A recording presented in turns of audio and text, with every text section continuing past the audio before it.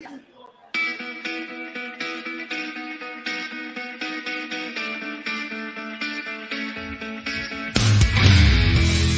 listening to the Sticks in the Six podcast. Here are your co-hosts, Andrew Forbes, Peter Baracchini, and Alex Hobson.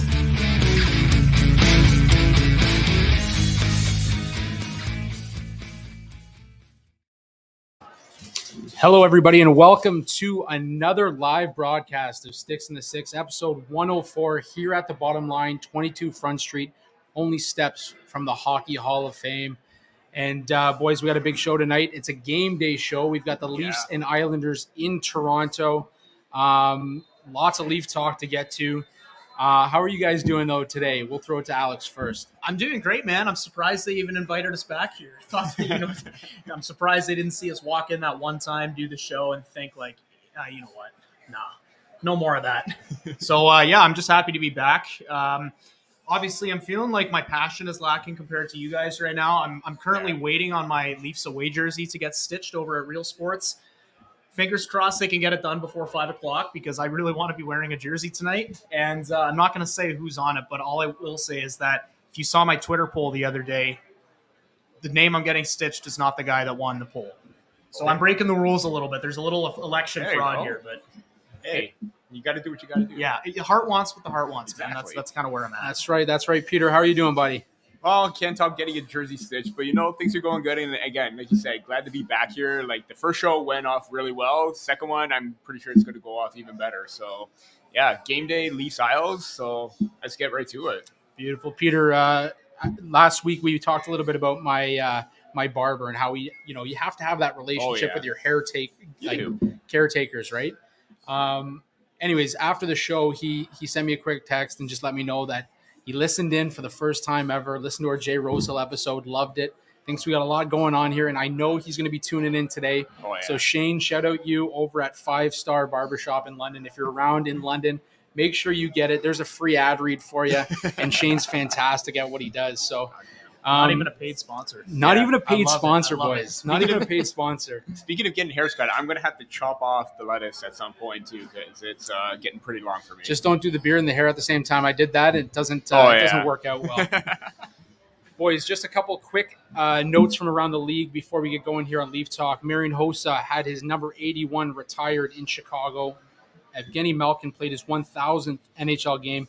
And former Leaf Phil Kessel played in his 1,000th straight NHL game to continue to set the Ironman record. Mm-hmm. And we heard what Jay had to say about him, that milk bag bod, those pin legs. Oh, yeah.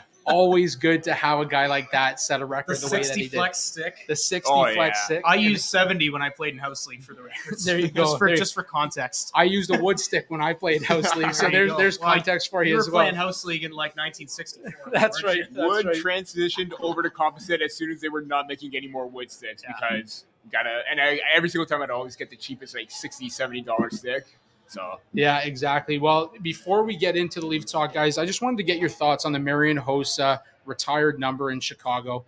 Obviously, he was a key part to those Stanley Cups. He got his Stanley Cups, but he wasn't one of the forefront players on that team. And I wanted to get your thought. We see Chris Neil getting his number retired in Ottawa. We see Marian Hossa getting his number retired in Chicago. Are we starting to retire secondary players around the league, and are we going to be running out of numbers at some point? Peter? Oh, wow. That's a really tough one because Chris Neil was a different situation because he's been a lifelong Ottawa Senator. Although he wasn't, the high-end type of player that Daniel Alfredson was, like even Jason Spezza was when he was with the Ottawa Senators. He was a lifelong player. And again, you don't see the Maple Leafs retiring Ty Domi's name because, he didn't set those records, although for penalty minutes, but that's not something that, people look forward to. They want to see the goals, the points, the major records and all that.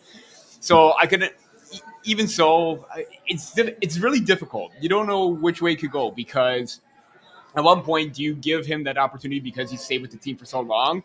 Or in Marian Hossa's case, he got the championships. He got it done. Granted, he didn't have the numbers. I think he was like 0.6 0.7 careers point per game with the Chicago Blackhawks. Blackhawks. 0.74, 0.78. Yeah, just around that mark. So decent, but like you said, it's not like, what Jonathan Toews was doing, not what Duncan Keith did, not what Patrick Kane did, that deserved to get their numbers retired. So kind of like in the middle of it, he was a big part and key contributor, but maybe not so much because of those accolades.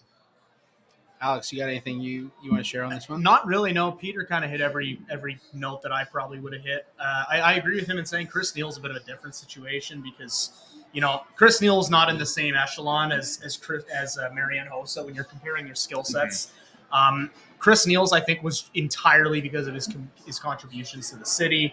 He obviously was a fan favorite in Ottawa. Like, there's so many reasons that go into that, but I do see the point where it's like, neither of them were star players. They're not having their numbers retired because they're guys who went out there and put up 110, 20 points in a season, but they were integral parts of their respective teams. So, it's a big accomplishment for him, and big accomplishments for Kessel and Malkin as well. Yeah, absolutely. You guys, one quick point about Chris Neal. I was at the Heritage or the Legends game.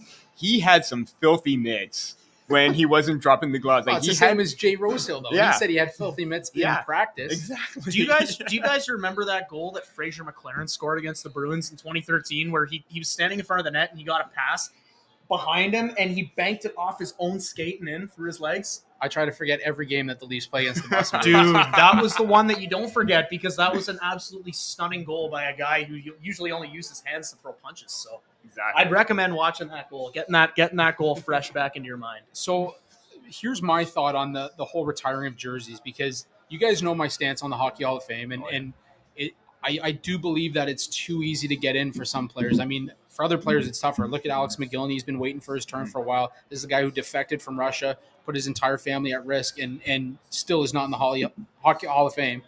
But then you've got a no-cup roster going in this year.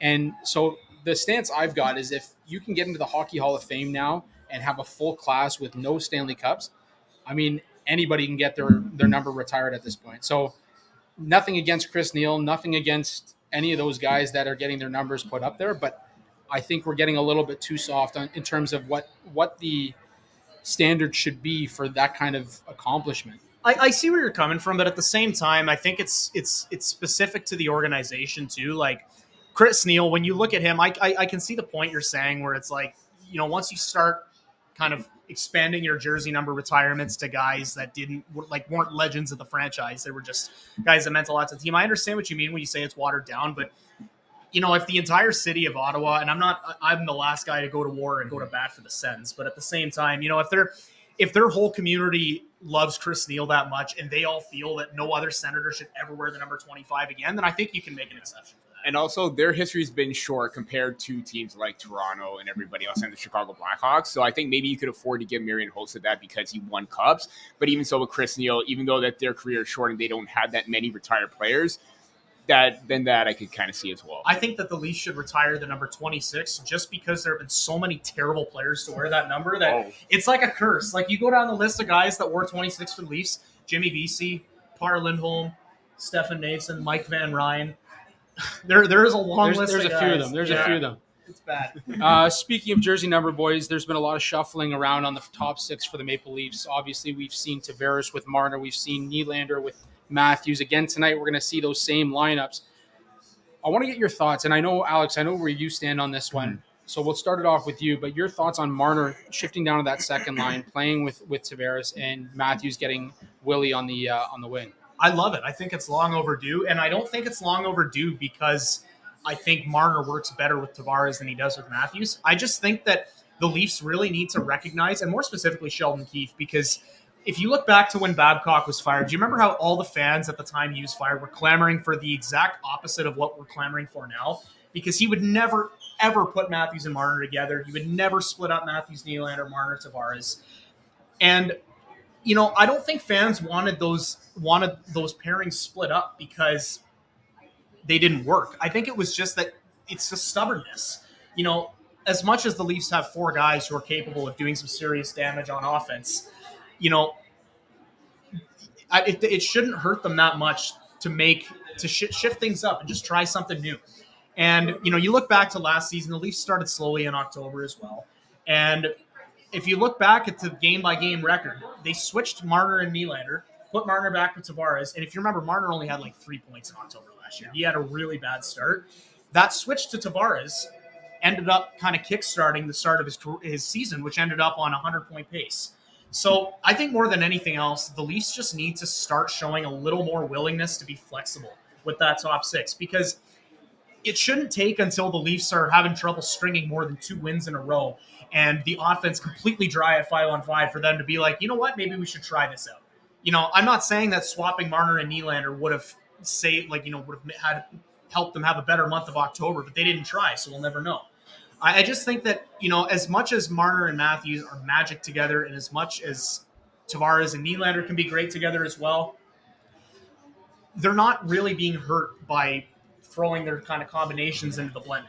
I think it's just a matter of, run with whatever pairings are hot, and if they start to slow down, if they start to fizzle out a little bit, then you just switch them up. And I guarantee you the results happen, and we're seeing it right now. I mean, the Leafs, their 5-on-5 goal scoring has been up in the past 4 games since they swapped those lines, and it looks like it's helping the team in general. They're 3-0-1. They haven't lost in regulation since they've done that. It's only 4 games, but with all the talent the Leafs have, I don't think that they should be in a position where they're stuck in their ways to one set of lines, because really the possibilities are endless with this group. I think they should be a little more willing to try and change it up more often when things start to slow down. And, if they keep doing that, I think we'll start to see some more consistent offense, which is what the team needs. Peter, your thoughts on the shuffling up top on the Leafs? Yeah, and it needed to be done. And let's face it, no matter what happens, they're still going to have an elite winger with Austin Matthews. And everyone's going to say, oh, William Nylander is not elite. I'm sorry. What he did last season, even early on without Austin Matthews, with him being injured, he was the best player to step up and lead the charge. Now him and Tavares were the best players to step up and lead the charge in terms of trying to get the production going, trying to get the points going, and even the offense give them a little jolt. And you saw how Matthews and Marner, they kind of got back into their old ways. You got to switch it up, and I agree with Alex. Nothing wrong with shaking things up, because at some point Matthews is going to get back with Marner. But when they go cold, then you can start to see that they start to struggle, and it shows on the ice too. With Marner's with his giveaways, Matthews, he's getting blocked too much in coverage. And also, I'm just trying to figure out what would happen if Keith actually shuffled up the lines in the playoffs when it actually mattered, where, not necessarily Matthews and Marner were cold, but you want to try and jumpstart the offense, especially mid-game when you're down 2-1 to the Tampa Bay Lightning in Game 7. William Nylander having those fresh legs and keeping up with the pace with Austin Matthews would have probably made a bigger difference. We're seeing that right now. Matthews, Nylander, and Bunting. Obviously, Bunting's off to a bit of a slower start than usual, but they're playing well. And you gotta make those necessary changes when you need to. You can't just hold back, because if you hold back, you're going to probably lose valuable points in the standings. And in the case of the New Jersey Devils, it was a different situation because of defensive lapse. But you become hesitant as a head coach, then those points are going to cost you no matter what. So it's better to be proactive, make those changes right away. Yeah, I mean, with Nylander, it seems almost like effortless for him. Like the way he skates, the goal the other night with against I forget who it was now, but Vancouver. Vancouver, where he skated past the defenseman and was just able to get the puck. Yeah. Right? And it was able to just put it over top of the goalie. I mean, wait, that was against New Jersey, wasn't it?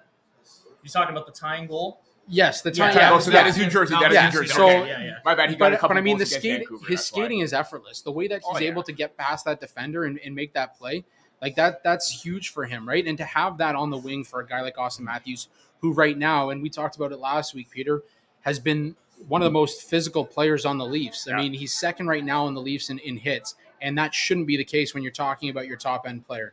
So to have a guy like Nylander who can make it so effortless for him, I mean, that's kind of what you're looking at. And just a quick stat for you. With much less time together over his career heading into this season not on the board, Nylander has 43 primary assists on Matthews' goals over his career. So for his first 6 seasons with the Leafs, Nylander has 43 primary assists. Mitch Marner only has 48. So it kind of gives you that idea of how important a guy like William Nylander can be for a guy like Mitch Marner or Austin Matthews. Yeah. Whereas Marner seems to grip the stick a little bit. We know about his gaining that confidence, being ready to play, and maybe how he maybe carries a little bit more weight on his shoulders as a Maple Leaf, as a Toronto boy, than somebody like William Nylander who can come out here and play his game. So I don't mind the mix-up. I think now's the time to do it. November, when the games, sure, they mean something, but they're not as important as, you're heading into January. All of a sudden, you're scrambling the lines, trying to figure out what the hell you're going to do. So I don't mind it. We're going to see it again tonight against the Islanders. We'll get into a little bit of Islanders talk a little bit later in the show, but definitely something to keep an eye on as we head, in deeper into the season and get a little bit more sample size as to what to expect from these lines as well. I remember when people used to be all over William Nylander for being, having no heart or no work ethic. Yeah, no work ethic, looking like he didn't give a shit out there. Like, I think a lot of that is confused with the fact that he's just a graceful skater. Like, he's not the type of skater like Mitch Marner or Zach Hyman where, he puts his head down and he just guns it into the corner or something like that. Like, William Nylander doesn't need to look like he's on fire. His skates are on fire to look like to get around the ice, rather. I mean, you look at him skate and it's just graceful. There's no other way to put it. So I think we've really been exposed in the past couple of years to the type of player that Nylander can be when he's at full health, and I think it's a lot better than what people thought he would be originally. So speaking of Nylander and Tavares, in some sense, both got their 10th goal of the season the other night. Both are the first two on the Leafs to double digits in goals, and both are players that have been overly criticized over the last couple of seasons. JT seemingly slowing down, not the type of player he once was. Averaging a point per game this season. Nylander, another guy that seems to be the go-to when they're looking for a trade option. And both of them are off to hot starts. Both of them are averaging a point a game. What are you guys seeing in JT's game that has maybe spiced it up a little bit for him this season and kicked him off to a great start at 10 goals? I'm looking at the fact that he's not dealing with a newborn at home. Forbes, you know about that better than anybody. I mean, well played. You can make your jokes about it, but you're even telling me on the way over here that when you're with the birth of your daughter recently, you've been getting no sleep and stuff. So imagine doing what you're doing and then also going out and playing in the NHL every other night, right? Like, I tried. I tried. Got as far as house league. Yeah. So I think Tavares, and you factor in the fact that his kid's a year older this year and he doesn't have to be getting him in the middle of the night and stuff like that. You factor in the fact that he's not recovering from an injury this offseason. He's just, I don't know why anyone ever said that Tavares was washed, because okay, if he comes out last year and puts up, say, 50 points or something like that, then yeah, I understand why people are going to be saying that, because you've got a guy making $11.7 million who, hypothetically would have only had 50 or 60 points, but this guy still had 76 points in 79 games. Yeah. So I think it's easy for a lot of people, and Leaf fans specifically, to take Tavares for granted, just because they've got Austin Matthews, who's the young, vibrant player, scoring 60 goals like he did last year. He was on pace for 50, both in years past. And I just think, like I said, it really just comes down to taking him for granted, because Tavares, there's a reason that the Leafs went out and signed him. It wasn't just because he was from Toronto, because if that was the case, they would have gone out and signed Sam Gagner. Like, Tavares he's a world-class player, and I guarantee you he doesn't get half of the bad press that he does if he's not playing in the hockey hotbed of North America. And that's really just the way it is. And I'm not trying to make him sound like a victim or make the Leafs fans sound like victims or anything, but I do think that when you get to Toronto, there's a little bit of a stigma behind you. There's a lot of people that can't stand to see the Leafs succeed. And that's probably where a lot of this chatter from Tavares came from. But he's shown that he's not washed. He's only 32 years old, I believe. He's still got he's got the remainder of his contract in the tank at the very least. So it's been very impressive to see him this year. He's worked well with Nylander and he's worked well with Marner. So here's hoping that he can continue it throughout the season and remind Leafs, why they brought him home. Peter, your thoughts on both Nylander and Tavares, who are both on paths for career seasons if they continue the success they've had early on? Yeah. Do you hear that? Those are crickets from the John Tavares is washed, fan club or whatever, because whatever was going on or whatever, he heard or he saw, he probably just put that noise to rest, because, like you said, he's on an absolute heater right now. He's all four of them are above point per game players. So to see this kind of like new, not necessarily newfound mentality, because we always knew John Tavares' mentality. He was always a hard worker, always digging in, and always giving it his all. I mean, let's face it, when things go south or when people are going to point the blame, they're going to point the blame to the captain and one of the highest paid players on the team. That's just a fact. We've seen that many times. But right now, the biggest difference that I'm seeing is how quick he is. I mean, we saw it at times last season early on, how he was quicker. He was like much more effective in transition. Started to tail off a little bit, but right now his speed is matching that of William Nylander, matching that of Mitch Marner, who are both quick players themselves. And even though Tavares likes to slow the pace of the game down as well, we've seen him jumping up into the rush, getting in on the attack, on the forecheck, and then coming out of the corners with such great speed and attacking the middle of the ice. That's what I was kind of noticing was missing from Tavares the last few seasons. But then again, he did have those oblique injuries. He got another one. We thought that, okay, is this going to play a factor? Clearly not, because, well above a point per game, 20 points in 19 games already. But yeah, he's just been absolutely phenomenal. And I really can't fathom why there's so much hate. Obviously, there's going to be hate because of the fact that highest paid player, you're going to use the captain as a scapegoat. But you can't do that anymore. So because he's performing well, because he's doing well, you can't. And same with William Nylander right now. Like, you could understand the fact that early on in his career, yeah, he seemed to float a bit at times, but right now he's just a different energetic player. Like, everyone was saying with William Nylander, what we saw at the World Championships, with him laying the body, getting in on the forecheck, being aggressive, how come we didn't see that with the Leafs? Well, we're seeing that even more so right now. And to have those two players found this, like, not necessarily newfound game, but new aspects that they're developing is going to be big for them. There's no doubt about that. Yeah, so, I mean, I know you say the doubters are quiet, but there are people that are saying, John Tavares, most of his points are coming on the power play. And sure, I mean, you've got Fair 12 enough. out of 21 points on the power play. But what is one of the keys for the Leafs that has failed them in recent playoff runs? The power play. So to have a guy like that who's willing to be that kind of Thomas Holmstrom in front of the net that'll clean up and get those garbage goals, to tip in whatever opportunities they get, to have a guy like that is perfect. And if he's excelling right now on the power play, I mean, I don't care if you give him 14 minutes a night like they have been to manage the load. He's getting it done when you need it to get done, right? Like 2 for 3 or 2 for 2 the other night on the power play. Like this is exactly what the Leafs need come playoff time, right? So for that, I mean, the doubters can stay quiet because 12 out of 21, this guy's still on pace for a career year. Still great. And still great. Even so, like, he's got more points on the power play than 5-on-5, but the fact that he's producing both at even strength and 5-on-5, it's a little bit more skewed to power play. When he's effective at 5-on-5, he's effective at 5-on-5. There's no question about it. Boys, before we move on from this topic, we should check out the StreamYard comment section and see if we've been missing. This is going to be real awkward if we don't have it. Yeah, we don't have any comments. Never mind. That's Never okay. mind. We're all No good. comments. We're all good. I just outed us for having nobody following along right now. I was gonna touch on Nylander as well, because the big thing there is that his 5-on-5, he's got 12 out of 20 points that are 5-on-5. He's excelling at 5-on-5.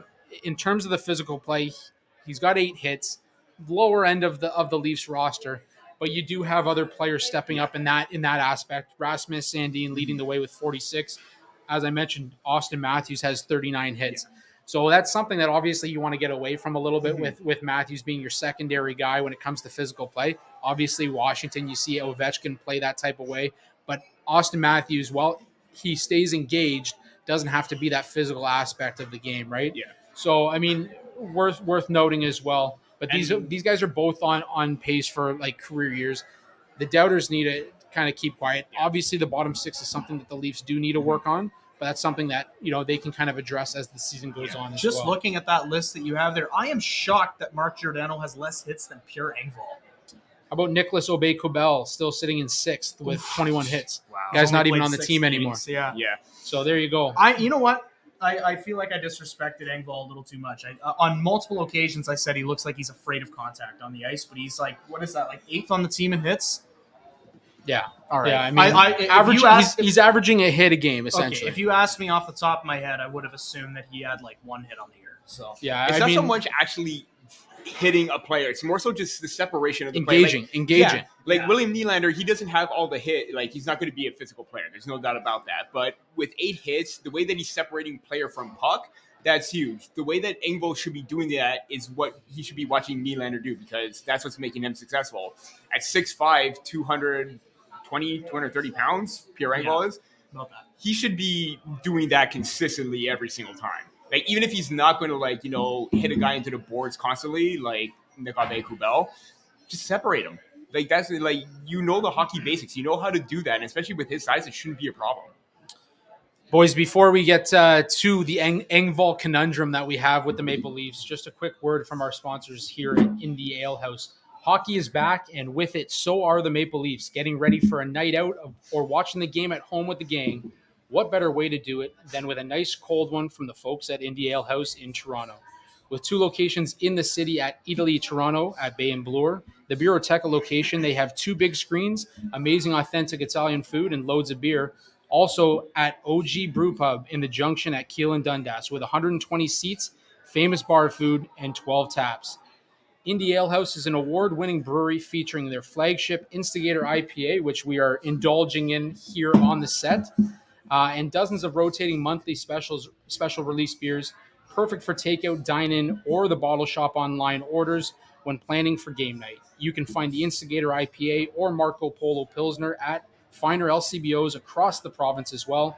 #LiveIndie is the motto. Adventurous, fun-focused beers with a selection for everyone from healthy dose of in-your-face, hoppy beers for the beer geeks like myself to mainstream pilsners and easy drinking options. Indie Ale House is the go-to for game day.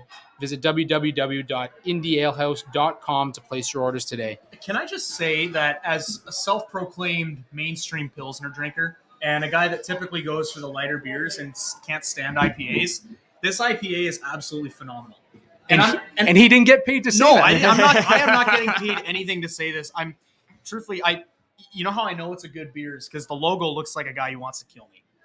Well, I mean, typically, if you give me 3 days with no sleep and my beard back, and that's kind of what I look like. Looks like a little bit. Got to throw a little gray dye into the beard. I think, the gray's coming in. There's the reason I'm wearing a hat here today on set. But as a guy that usually settles for the easy drinking stuff, the Molson Canadian, the Land Shark, and all that, Instigator IPA is very, very good. The brand name. It is very good, boys. And as always, we should mention that we are here live at the Bottom Line in the Locker Room studio, shooting our live episode, boys. And it's such a great restaurant for pregame. Yeah. Even on nights off, come down and have a beer. But we're here, 22 Front Street, just steps from the Hockey Hall of Fame. Come check us out. We'll be here after the show as well. For Toronto's classiest sports bar. There you go. That's what they go by. And you know what?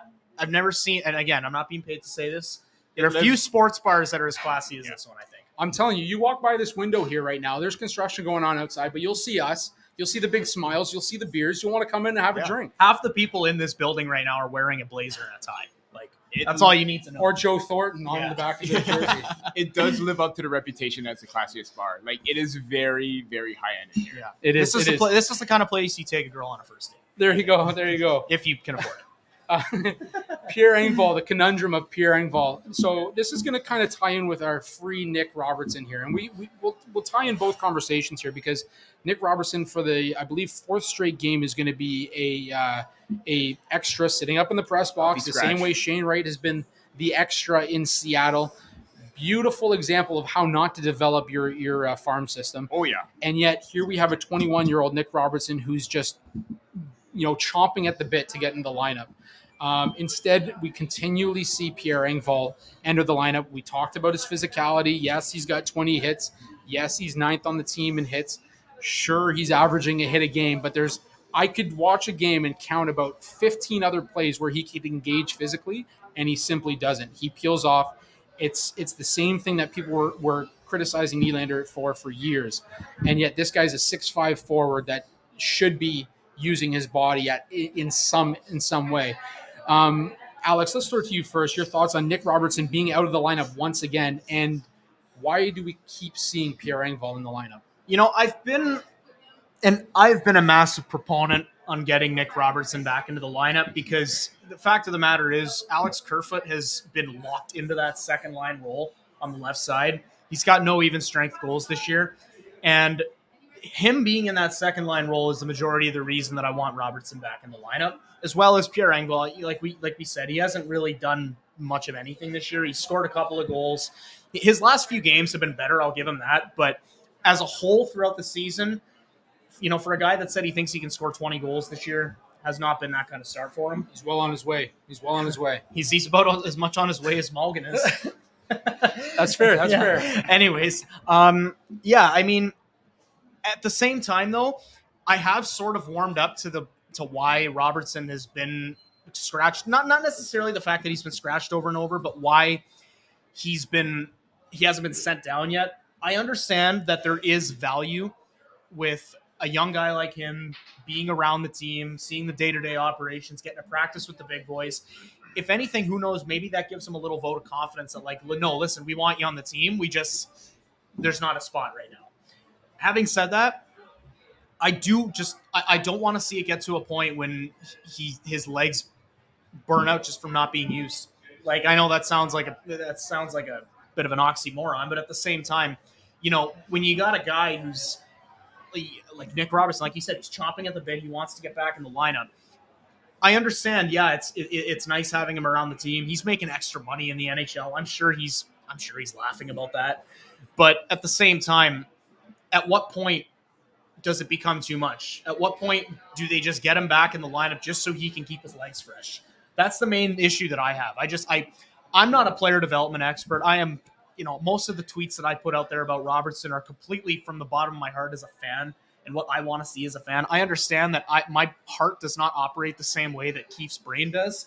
But at the same time, like, it can't be good for development when they're sitting there being scratched over and over and over, and they don't get a chance to put their work in practice to use in a game. Because at this point, if you're putting in the work at practice every day, that's great. But at the same time, that should be grounds to get you into the game. Exactly. And what are you practicing for in that case? Are you practicing so you can do better in the next practice? Like, I don't know. I'd like to see him get at the very least get into a game every couple of games and get put into a position where he does well. Because the thing is, my take on Robertson has always been, with the style of player that he is, you need to put him. It doesn't necessarily have to be in a top six role, but you have to put him with fellow-minded players, guys that can set him up for success, and guys that can, help the best part of his game shine a little more. And when you see him play a couple of games on that second line, and then the next game he's on a line with Engvall and Yarncroke, and he only plays 8 minutes a night. Then the next game he gets scratched because he didn't do anything. It's like, you got to give him a chance to get consistent minutes with guys that he can play well with. And then at that point, I think you see the best version of Robertson. Like, he's got 5 points in 10 games right now. So I don't know. I'm sick of seeing him having to ride the bench over guys that are really only in the lineup because they're Keefe's guys. I'm going to assume that you were referring to this quote by Luke Fox from Sportsnet, where he said, and they did ask about Nick Robertson at practice, at game day skate this morning.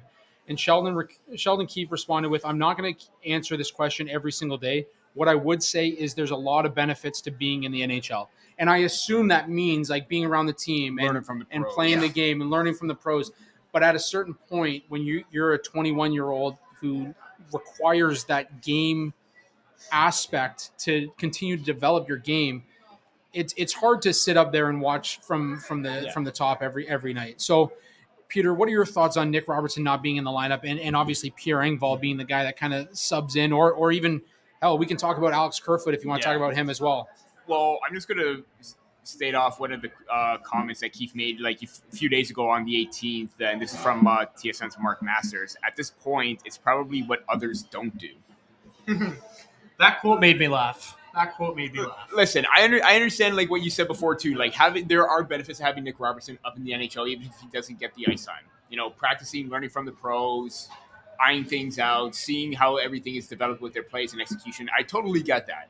There are some things where maybe he wasn't as consistent, after his first 2-3 games, where it may have kind of fell off, and maybe you wanted to rest him a bit or sit him and let him watch the games from the press box. I totally get that. But at the same time, what has Engvall done? He has only done, let me pull up the stats here, 4 points in 18 games. Alex Kerfoot, 6 points, 1 goal, 19 games. Nick Robertson has 1 point less than Kerfoot in 9 games played in 9 games less played. So 5 points in 10 games. That to me is worth noting that Nick Robertson is also averaging a hit a game, just like Pierre Engvall as well. You know what? I was just getting to that too because I'm looking at his elite prospects page. Extremely hard on the forecheck, relentless in puck pursuit, and a big-time trash talker. Offensive dynamo, shifty playmaker whose puck skills and smarts make up for a smaller frame. We saw that through the preseason. We saw that in his small stint in the AHL because he got sent down because of contracts and then he got brought back up. This is a player whose development was derailed after that 54-goal season because of the pandemic. Comes in, was just under a point per game in the AHL, has another strong season, misses 8 to 10 weeks, comes back, point per game player. This is a guy who puts in the work. This is a guy who's been putting in the work with the Maple Leafs right now. And even Keith said that even at practice, he's showing that consistency to be aggressive in practice. Great, but now it's time to reward him because at some point, like you, Alex, I think not necessarily that his legs are just going to get burned out. I'm wondering if it's going to lead to a situation with both player, coach, and management where it's going to be a bad, situation where if I'm not going to get the ice time or you're not going to play me, either send me down to the AHL or trade me to a team where I can show my strength and worth. I don't even see the AHL as an option. It's too easy for him. If you're Robertson right now, you're saying, if I don't play, get me out of here. I hate it if it would come to that. The problem here has been the development. And like you said, Alex, that Keefe has his players in the lineup. And for whatever reason, Pierre Engvall has tickled his fancy that he wants to continue to play this guy in the lineup for absolutely zero reason. I've seen zero effort. And I mentioned it the other night on Twitter that if you watch Engvall's game constantly in the offensive zone, he's skating shoulder to shoulder with the opposition. If you're skating shoulder to shoulder with the opposition, you are not getting the puck. You are not making plays. Yeah. You're not getting involved, and you're not going to score any goals. So what value do you have to a team that needs goals and needs offense when you're skating basically as close as I'm sitting with Alex right now and saying, this is a great idea. This is exactly how I was taught to play hockey. Yeah, it's what I find with Keefe, and again, I'm not a coach. I'm not in the dressing room, so I'm not going to say this with my whole chest, assuming that it's the right thing. This is just sort of my observation.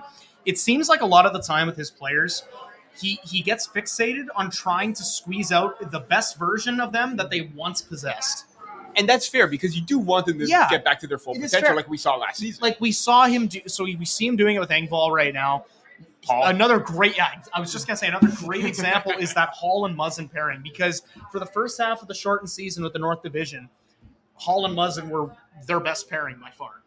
And Hall shut down McDavid. Yeah, and after the first 2 months of that season, it started to prove to be a little less effective than maybe we thought. Yep. And you saw Keefe try Hall and Muzzin multiple times last season. You saw him even try them to start this season. And neither time it worked. And it's like, sometimes he's just got to understand that, man, not all these things are meant to be, right? Like, I don't know. If you're 100% so many opportunities, at what point do you say, you know what, I'm not seeing you make that progression, I'm going to sit you? Yeah. It's even if it happens mid-game. The other thing, I'm not a player development coach either, but it's player development 101. If you can't get the job done, you're out of the lineup. Yeah. If you're getting the job done, and from what I've seen, 5 points in 10 games for a 21-year-old who has consistently not seen the lineup. Mm-hmm. Yeah, I mean, you're getting the job done. You're throwing the body around for a guy of his size and stature. Why the hell is he not in the lineup? And he bulked up in the offseason too. Yeah. And the one part that bugs me the most too is, like, I understand the arguments that people will make for Alex Kerfoot and for Pierre Engvall. They're both defensive-minded players. They both play the penalty kill. Kerfoot, obviously, with his $3.5 million, you're not gonna sit. I'm sorry. Like, as much as I think he's deserved to sit a game here and there this year, it's not going to happen. Engvall, it's happened once, but it was a one-time thing. He's been in the lineup every other game. Part that bothers me when people talk about how, those guys bring good defense and they bring an aspect to the game that the Leafs need. What if the Leafs needed more than anything else to start this season? Goals, scoring.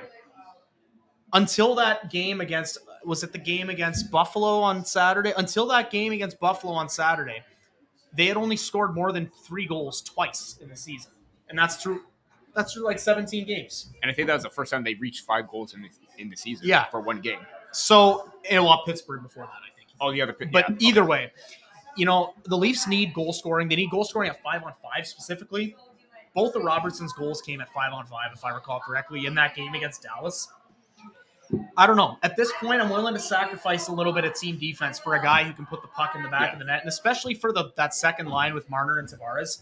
As much as Tavares is capable of scoring goals, he's not your Austin Matthews or William Nylander type of shooter where he's gonna sit at the hash marks and sit for the one-timer. They don't have a pure shooter on that line. Robertson is a pure shooter. And I'd like to see him get more than 3 games with that line, because if you're going to play him there for 3 games and remove him off that line as soon as he doesn't do well anymore, how is he going to develop chemistry? And if you get to a point where he's playing, you play him there for 7, 8, 9, 10 games or whatever, and he's really not working, then change things up, because at this point, all that matters and what should matter more than anything else is winning games and doing so with the best combinations possible. And that's why I can sort of stomach the way Robertson's been sitting the past couple games, because it's not like the Leafs are losing, right? Like they're 3-0-1 since the last time that he played. Pontus Holmberg is in the lineup, who's also been doing pretty well, I think. So in the end, I guess we're really we're complaining about third world problems here, but at the same time, you don't want to see a guy like Robertson have his development off-roaded and kind of go off the rails just because there's a couple guys in the lineup that Keefe has a devotion to, and he can't. But you don't want to see him walk either. And that's my argument right, here. You don't want fine. You're 3-0-1. You're having success.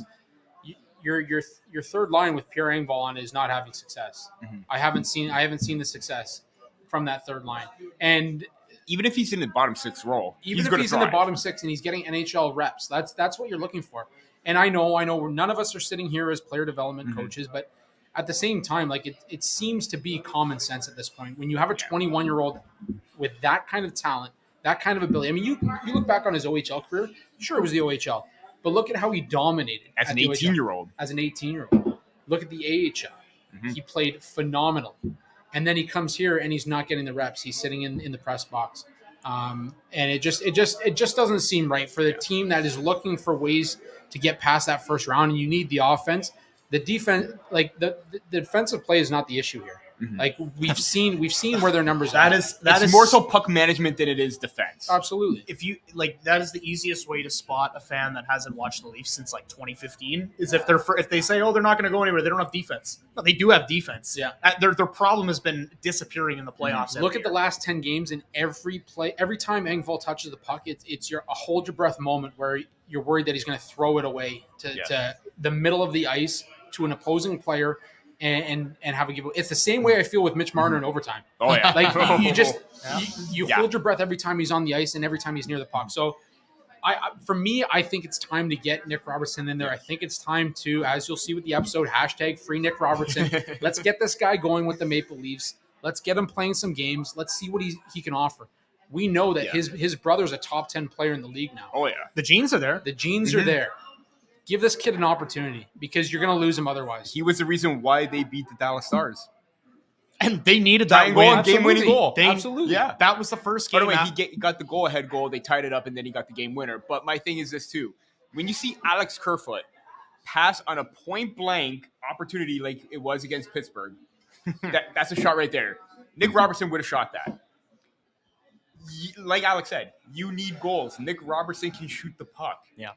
When you see that, when you see the lashes that Engvall has had where he just throws the puck away, that's not going to cut it. I also don't think that Robertson's getting enough credit for what he did. Like, okay, I understand that in a vacuum, that game really doesn't matter all that much. It was like, what, game 6 or 7 of the year? 5? Yeah, 5 or 6. Either way, it was an early game. But it was a good indicator. It was a good indicator, and it was, the Leafs are coming off an awful game against Arizona where, first of all, they lost on home ice to Arizona. That's bad enough already. But at the same time, they go out and they lose that game, and then you've got all that drama in the press conference afterwards of Marner, supposedly having Keefe in a chokehold and having to come out and clarify his comments and all that. Those couple days after that game, rocky. It was a rocky. It was rocky. And what did Nick Robertson do? He made his debut, and he basically put the team on his back and got them a win when they needed it. Yeah. So for that reason alone, I mean, come on, just give the kid a chance again. Okay, boys, we do have a quick comment here. We have a quick comment here from our advertiser over at blimp.ca and friend of the show, Zane Hensberger. He's in the house. He's having a beer. He's sitting over here in studio with us. He's also willing to comment on our show, so we're not looking like total duds here. But so shout out to Zane for keeping it real for us. But Zane, I think you missed it when I was pumping up this beer, but I fucking love it. As a guy that's sorry. What kind is it? This is Instigator. the Instigator. Okay. I had the Marco Polo Pilsner last time. I was saying before, I'm a light beer drinker, so I didn't think I'd like this, but I love it. So, that's good. Yeah. Okay, which one of you guys know Kim Gowland? Oh, that's me. That's my second or jeez. There you go. That's like my third or fourth mom. Quick hit here: is a hot dog a sandwich? I think we've had this conversation on the show before. It's not a sandwich; it's a hot dog. No. I mean, it depends. If you're having one of those Montreal medium, no. But there's no. It's on a piece of bread. Yeah, but now you're making the whole situation as good as they more are. It's still a hot dog. As good as they are, it's still a hot dog. I'm just taking the devil's advocate here. I'm stirring the pot. It's a fucking hot dog. Okay. Oh, beautiful. Anyways, boys, Matt Murray. Let's get to Matt Murray here because Matt Murray has had an incredible start to the year. From a Leaf standpoint, it's better than what people expected. I've been on the Matt Murray train from day one. But Matt Murray, he continues to impress. Coming back from the injury, he's in 4 games. He's 2-1-1 with a .913 save percentage, 276 goals against. Both numbers better than what he has career-wise, although it is a small sample size.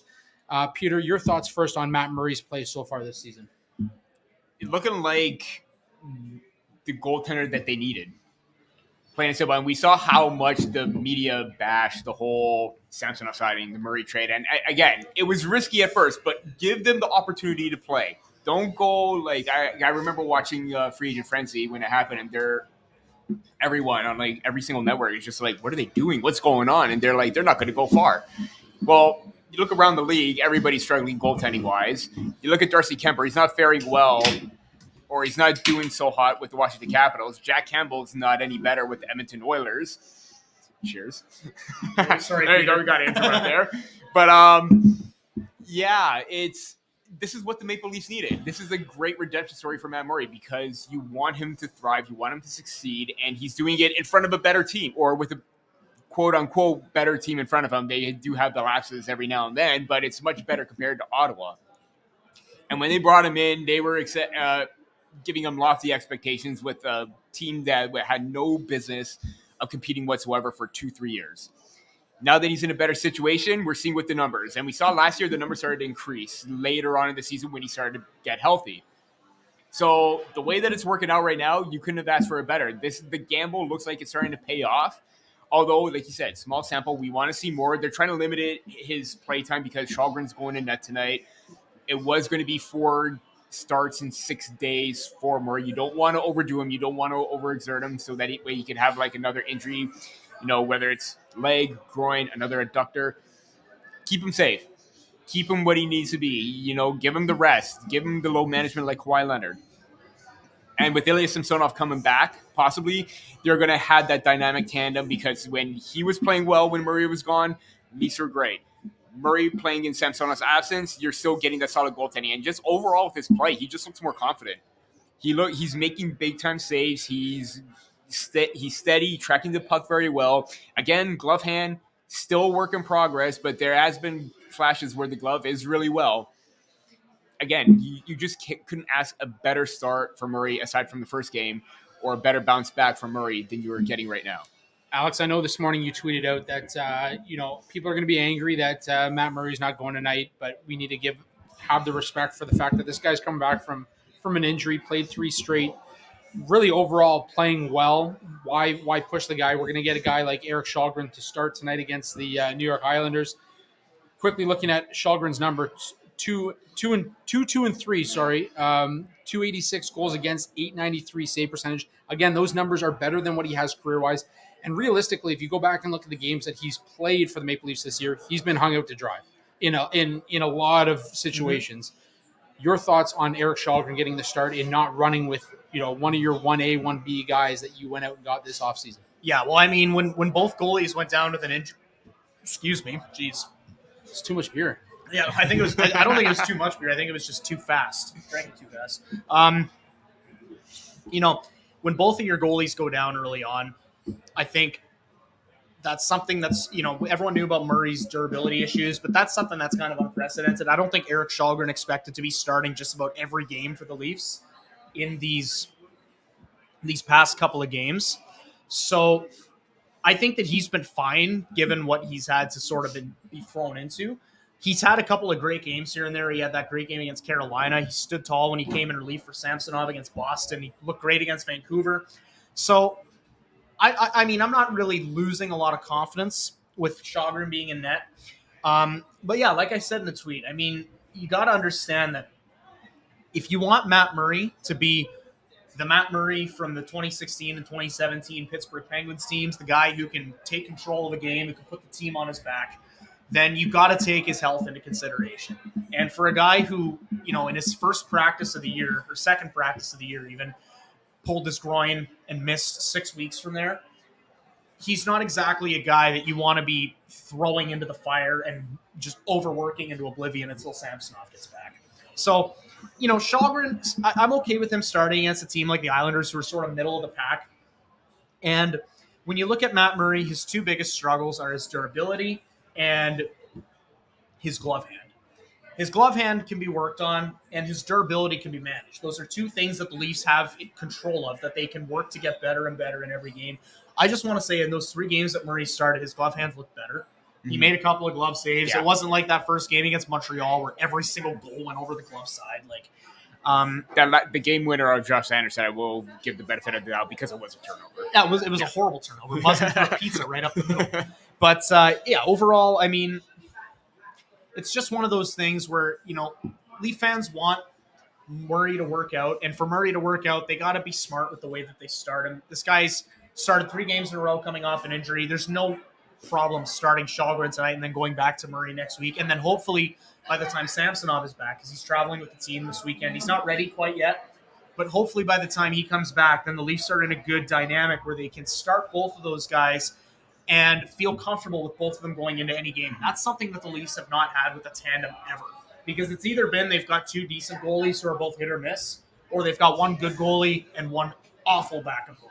Yeah. So I think if the Leafs can harness the best versions of Murray and Samsonov, and they know what they have to do to keep Murray in good condition and keep him healthy, I think they just got to keep doing what they're doing. And, like you said, Peter, it's a small sample size. It's only 3 games since he's come back from injury, but we saw in those 3 games what Murray at his best is capable of. And, the Leafs, as much as their offense went dry in the past 2, in the Game 7 last year anyways, and then in the playoffs against Montreal 2 years ago, they do need offense, but they also need a goalie who can make a timely save. And Murray has shown that he can make those timely saves. So they just got to do whatever they can to shelter him and make sure that he's in a good space mentally and physically. And I think if they do that, then that trade's going to pay off. It's a good thing you brought up timely saves because you did not get that from Peter Mrazek at all last season. No, you didn't get that from Jack Campbell. You didn't get that from Jack Campbell. How when the calendar flipped to January. So it goes back to us talking about how, Forbes, that you said that this is the best duo possibly in the Atlantic when they're healthy. Looking like it right now. I got crucified for that. I got absolutely crucified. It's looking great right now because Florida with Bobrovsky and Knight, as good as Knight has been, Bobrovsky's still the Achilles heel of that team in net. Boston, Boston's Boston, they're first, but everything else is wide open right now. And like I said, that balance of Murray and Samsonov is going to give them that opportunity to succeed and thrive in the long run. And I'm going to say this is probably the best tandem in terms of depth-wise the Maple Leafs have had in so long, where it was always Frederik Andersen carrying the load for 3 straight seasons, Jack Campbell carrying the load for 2 straight seasons. Now you have that balance. This is perfect. Yeah, and a few weeks back, Alex, it was you that said if the Leafs can get 918, 920 save percentage from a guy like Matt Murray, they're going to be good. Yeah. And right now, sitting at 913, I'm feeling comfortable. Okay, I'm feeling comfortable. And you get a guy like Ilya Samsonov back, you're going to be a little bit more comfortable. You don't have Erik Källgren as the guy as your backup. You don't have Keith Petruzzelli. No disrespect to him, but you don't have him sitting on the bench as well. To have these 2 guys, I think it's you have to be excited about what this team has, right? And again, no disrespect to Matt Murray, but Matt Murray of the Pittsburgh Penguins winning those cups still needed help from Marc-Andre Fleury to get it done. Mm-hmm. So if you're in Toronto right now and you see Matt Murray playing at 913, 276, you're comfortable, but you've got that Ilya Samsonov that can come in here and take a few games and take some of the heat and put a little bit of the weight on his shoulders. That this is a good duo. This is a solid duo, and I'll double down on this is the best duo in the Atlantic. Forget Linus Ullmark having a career year with the Boston Bruins. Jeremy Swayman's coming back from an injury, so we'll see what happens there. But Boston's obviously got their distractions as well. That we won't get into it. We won't get into it. we already discussed that. Boston has their distractions to the fact that this team is excelling early on in the season, but we've seen teams come off on hot starts like the Boston Bruins and tail off at the tail end of the season. Buffalo Sabres, a perfect example. So to have a team kind of struggling off, out of the gate, you've got your two goalies that have dealt with some injuries now. Now you can kind of manage how you play them the rest of the season. Mm-hmm. And to speak to the time management, I don't have this on our discussion here, but something that I've noticed over the last couple of games is JT and Austin Matthews. And you guys know how I feel about the NBA and their load management BS that goes on in there. LeBron James maybe plays 50 games a season and still gets paid $148 million. But you've got the Leafs doing load management here with Tavares and Matthews, having them ready for the playoffs. I want to get your feel on that. Like, if you look at the numbers, Matthews over the last 5 games has passed the 20-minute mark only twice, with 3 games under 16 and a half minutes. And then John Tavares over the last 5 games, just 1 game over 20 minutes, and that was 20-30. The rest of his games under 18 and a half minutes. So, with that in mind, Alex, load management, are we becoming the sick league of the NBA here or what?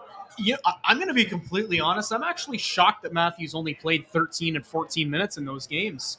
Those are 2 of the Leafs' best games of the season against Pittsburgh and Buffalo, and he played 13 and 14 minutes respectively. That's kind of shocking, especially since I look back to when Babcock was coach of the team, and I remember I was so pissed off when he would cap out the Matthews line at 18 minutes max, would never let them play more than 20 minutes. So, I mean, it's kind of shocking, but at the same time, I think there's a way that you can look at this where it can be more of a testament to how good the fourth line has been and how good and complimentary the second line has been. You notice that both of those wins right there, that the Leafs, both of those games, they were wins, but both of those games where the Leafs had Matthews only playing 13 and 14 minutes were part of those games where they split him up from Marner, and they had Matthews, Nylander, and then Tavares, Marner. I think it's more of a testament of just how they're spreading out their offense, and they've now got more lines that can do damage instead of just loading up that top-heavy first line. If that line gets shut down, then you've got the second line, and if they've got that shut down, then the bottom 6 is a black hole. I don't think it's like that anymore. I mean, the Malgin, Kampf, and Aston Reese line has not done much offensively, but they're not supposed to be doing much offensively.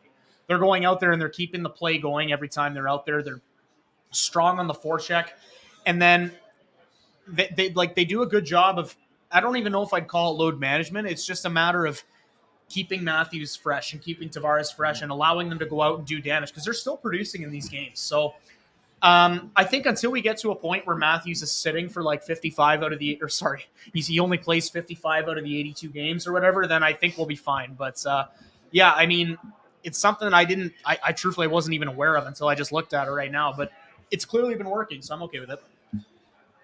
Peter, Kawhi Leonard this year is making $42 million and has played maybe 2 games. Are you okay paying a guy like Matthews $11.5 million to play 15 minutes game when he's supposed to be your number 1? He's supposed to be your 60-goal guy. I don't see him getting to 60 goals when you're playing 15 minutes a game. To Alex's point, to build off the whole Mike Babcock thing, I think right now we're like trying to figure out an example where like you're sheltering the minutes quite a bit. That can't happen, and that is disappointing because you're a star player. You don't see McDavid playing, 13, 14 minutes a game. He's out there playing 20 plus. And yeah, then again, McDavid had a serious knee injury and he required not necessarily surgery, but he rehabbed it on his own. Matthews had a wrist surgery, needed to, get back into form last season, still scored 60.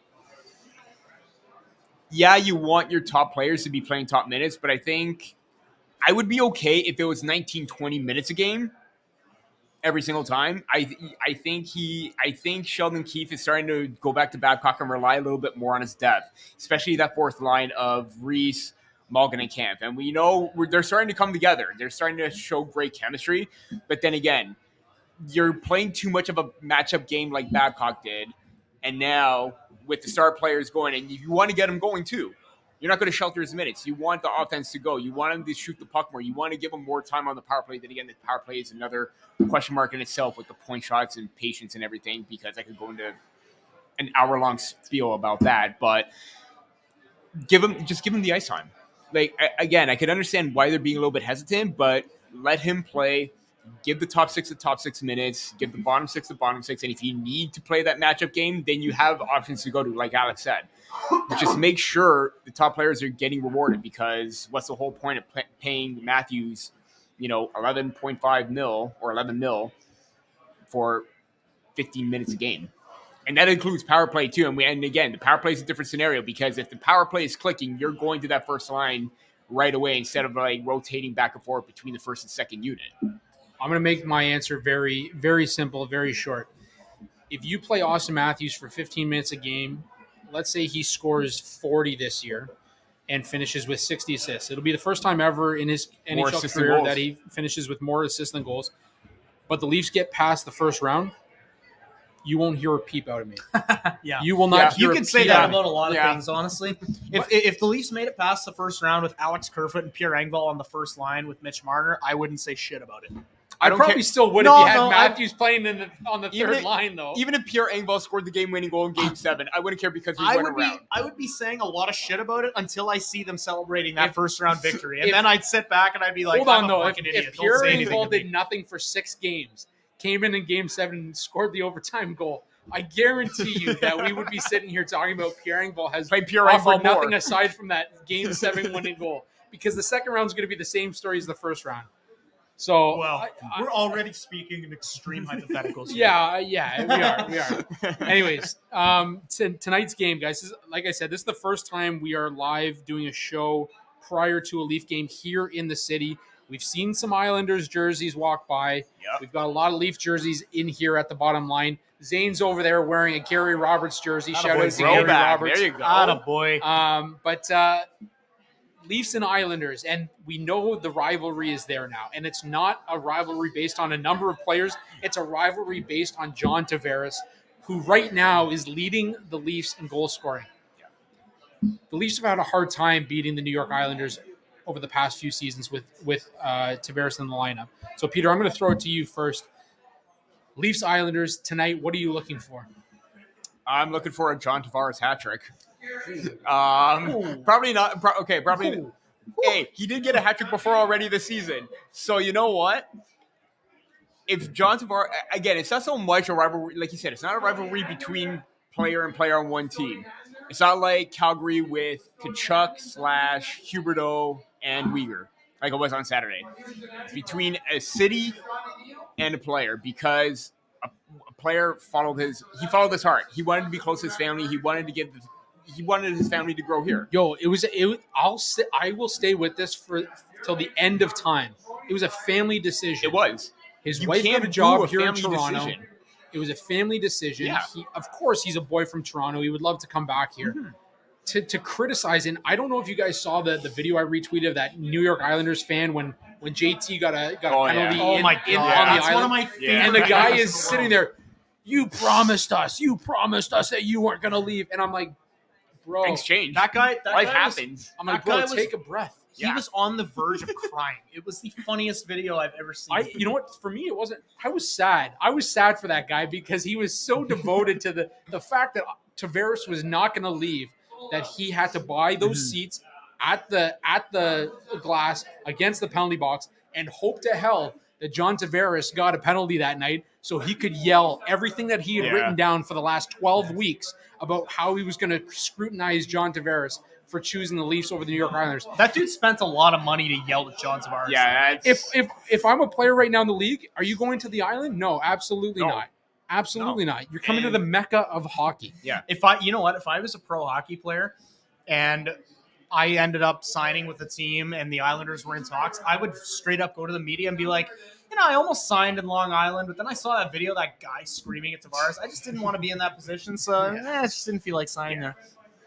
But overall, game-wise, I think I'm just looking for the consistency to happen, not just for Tavares, but everybody on the Leafs. Because that game against the Vancouver Canucks, Buffalo Sabres, never mind, was a textbook win. And Alex, I know you were already ready to throw in the towel because the Sabres are already on a 7-game losing streak.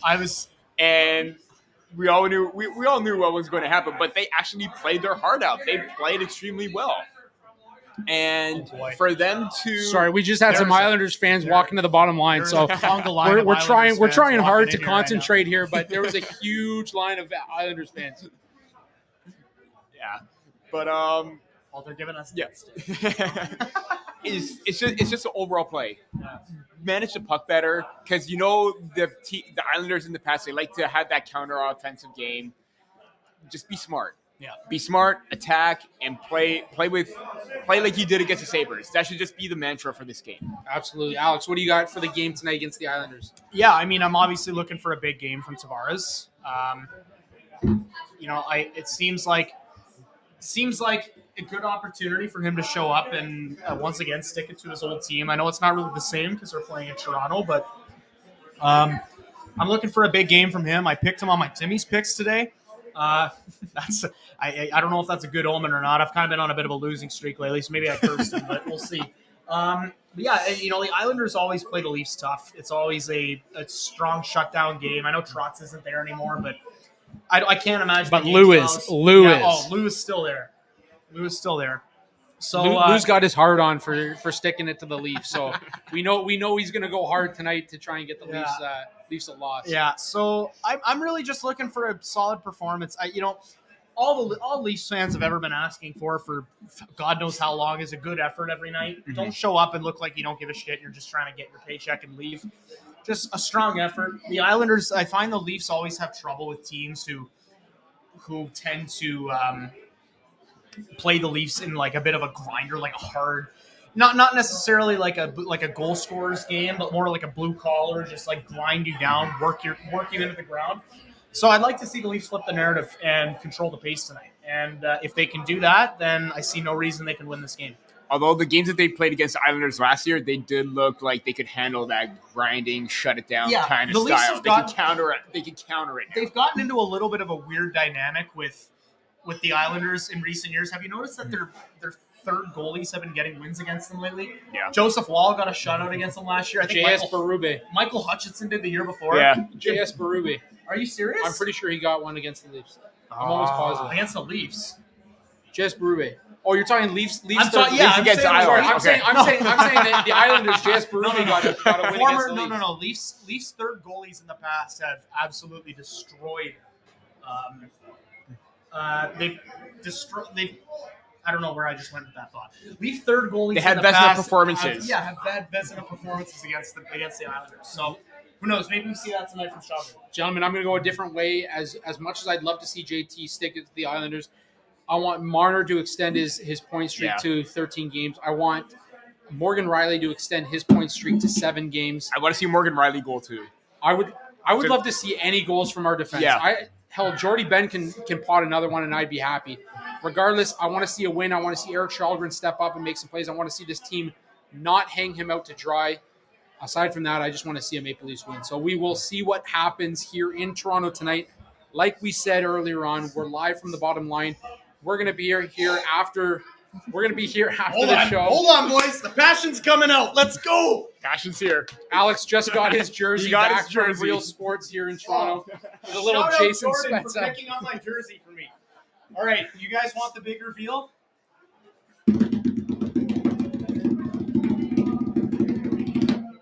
There you go. You got there a you Jason go. Spezza Vintage jersey. Get a Vintage. zoom in on there. Get a zoom in on there. He did retire. He's coming back. He's coming back, Gooch. They need him. Oh, let's go, baby. I honestly, I lost hope that I was going to get this jersey back tonight. I'm so excited. Anyways, folks, as Alex throws the MVP passion of the back night. over his back here. Passion never left, baby. Passion never left. Like I said, we hope for a Leaf win. We're here live at the bottom line, 22 Front Street. 22 Jump Street. Oh my 22 God. Jump Street. Let's go. 22 Front Street. Steps from the My Hockey name's Hall Jeff. of Fame. And guys, as always, it's been a pleasure doing this with you. If you guys want to follow us on Twitter or any of our platforms, you can follow Peter at P. Barricchini. You can follow Alex at A. Hobson Media, or you can follow myself at Andrew G. Forbes. You can follow the show on Twitter at Sticks in the Six Pod. That's STIXINTHE 6IXPOD.